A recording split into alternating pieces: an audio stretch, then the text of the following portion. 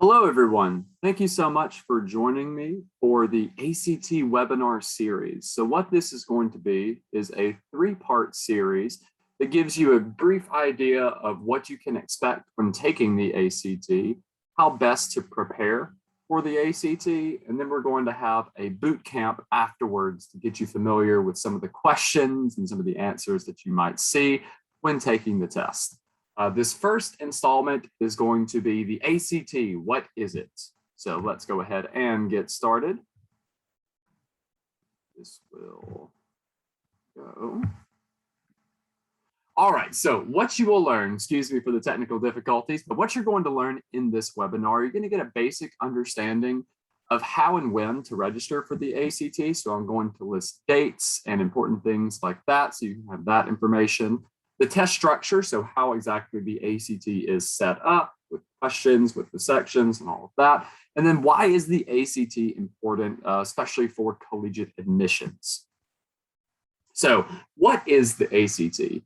So it stands for the American College Testing Exam, and it's a standardized test that universities will use to grant students admission into the university of their choice. So it was first offered in 1959, and it was created as an alternative to College Board's Scholastic Aptitude Test, which is better known as the SAT, which is also accepted, and we will be having an SAT webinar series that is coming up later. So if you are looking to take that test, we will have that for you. But the ACT is comprised of four different sections. That is the English section, the mathematics section, reading, science, and then you also have the optional writing section if you choose to take that. So when is the ACT? So it's usually offered about 6 times per year, but that can vary. They're always going to be on Saturdays, and there are some alternative dates, especially if there are religious conflicts or any days of the week that don't particularly work, there will be alternatives that you can take. And so this is the 2021, and that should be the 2022 schedule, but these are gonna be the big dates if you're looking to take tests. Keep in mind with the test date and the registration deadlines, make sure that you are very punctual when it comes to that, because with the late registration deadline, there is a late registration fee of, I believe, $35. So if you're able to avoid that, please do. If for some reason you need to change your date, there's also a change fee, which is also $35, and that includes test date change or test center change if you needed to change that. But if you need to glance at this a bit longer, pause this video at any time, and that information is there for you. All right, so how can you register for the ACT? Fairly simple process. You will visit the official website, act.org, and you'll just sign up for an account. When you create an account, that's going to print out your test admissions ticket, and you will need this when you actually go to take the ACT. This will be used for your registration, and you'll also use that to check your scores online. You'll also answer a series of questions about your academic background and future college plans. You'll be asked to list 4 schools that you want your ACT scores submitted to, and you'll have to upload a current headshot. But choosing the schools to send your ACT scores to is important because those are freely sent by ACT. Past those 4, you do have to request it, and there is a fee to have those ACT scores sent. So keep that in mind. The 4 that you choose, make sure that they're universities that you're very interested in. Step 4, so you will pay for this, obviously, and then once you pay for that, or it does accept a waiver if you qualify for that. Once you have paid, then you have finished registration. You'll print that out, and you will just need it for test day. So why is the ACT so important? There are a few reasons why you need to take the ACT. And the biggest one is for college admissions. So most universities in regards to admissions are going to be looking for either ACT or your high school transcript. A lot of schools are test optional this year, so there's a chance that you might not necessarily have to have the ACT to be admitted into institutions. However, we do recommend that you take the ACT regardless. This is mainly due to our last option. And the second one as well with scholarship information. Some of the larger scholarships will require both the ACT and the GPA.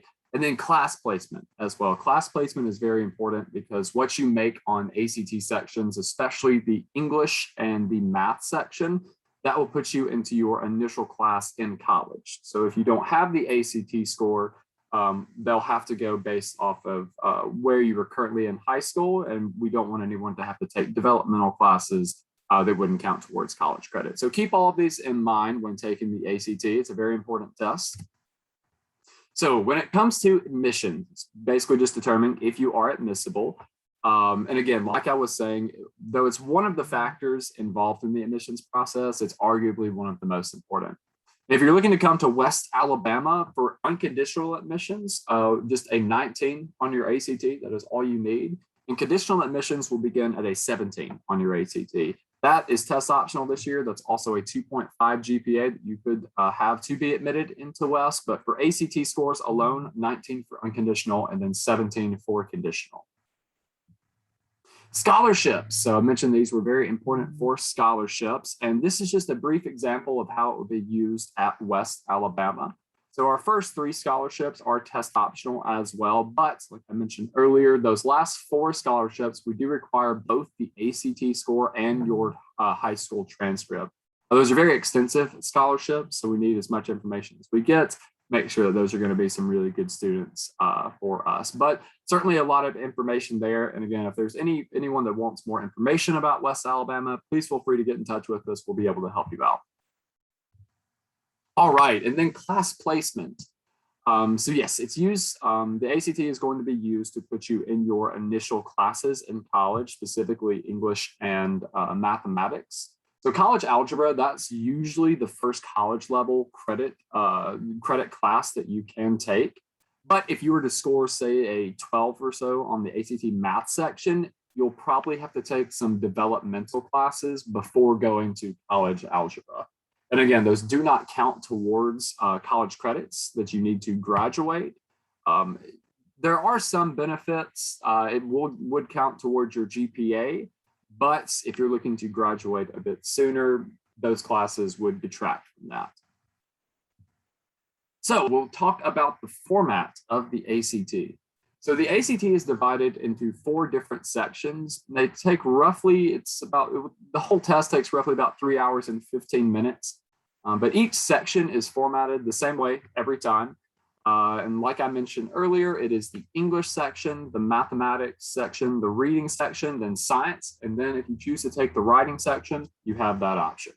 Within English, what you can expect is about 75 questions, and you'll have 45 minutes to answer each of these questions. And it's going to be around grammar, usage, sentence structure, mechanics, rhetorical skills, vocab, things like that.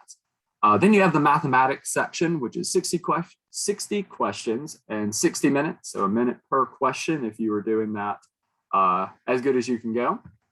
Within the content area of mathematics, so you have pre-algebra, you have elementary algebra, you have coordinate geometry, and then elementary trigonometry. Moving on to the reading section, there's about 40 questions within reading. You'll have about 35 minutes to answer these questions, but it's strictly on reading comprehension. Then you have the science section. It's going to be 40 questions again, also with 35 minutes to answer those. And that's going to focus on interpretation, data analysis, evaluation, reasoning, and problem solving. And then if you're looking to take the optional writing assignment, that is going to be either a persuasive or an expository paper. So keep that in mind. If you're looking to focus on that section, it's good to focus on those 2 forms of writing. And then that will list some examples there at that link below. So how is the test scored? So the questions that you answered correctly in each section will be counted, and no points are deducted for incorrect answers. So make sure that when you are taking this test, bubble in everything that you possibly can. Don't leave anything blank, because something left blank will definitely be scored as incorrect. When in doubt, you'll be able just to go forward and guess there. But the following table kind of outlines the scores, converts the raw scores into scaled scores. So if you want to glance at that information and kind of guess to see what might be best to get some of the highest scores on the ACT, pause the video there and take a look at that. So how do you get your dream score? And this, you can list the scores that you get in each section or your ideal scores. Once you add those up and get an average, that will be your composite score. And again, that is there for your convenience. Pause the video at any time if you want to utilize that. So preparation, touch a little bit on some basic preparation tools that you can use when looking forward to taking the ACT. So definitely take advantage of all the online resources that are prepared. In our later sections, we will have a lot of different ACT links that you can go to, whether that be on our website or just on the internet in general. But there's an infinite amount of resources out there, so make sure that you are utilizing that. Remember what you've reviewed from previous standardized tests. So at this point in your high school career, you've probably taken a few different standardized tests. So if you remember how that's set up and kind of how you have to take the test, that will only be beneficial when going forward with the ACT. Also, don't try to cram information. It's a very long test that you have to take with multiple sections. So trying to cram for taking the ACT will usually not work. I recommend that you usually take a few months to prepare for this. That will usually give you a good indication of where you might stand and give you a good indication of your preparation.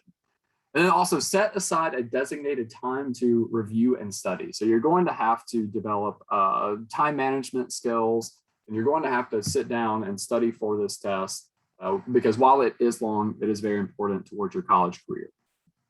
And then these are some of the resources that I mentioned, which these are all right here. And we will be sending out this PowerPoint. So if you wanted to click on these links, you actually have access to that.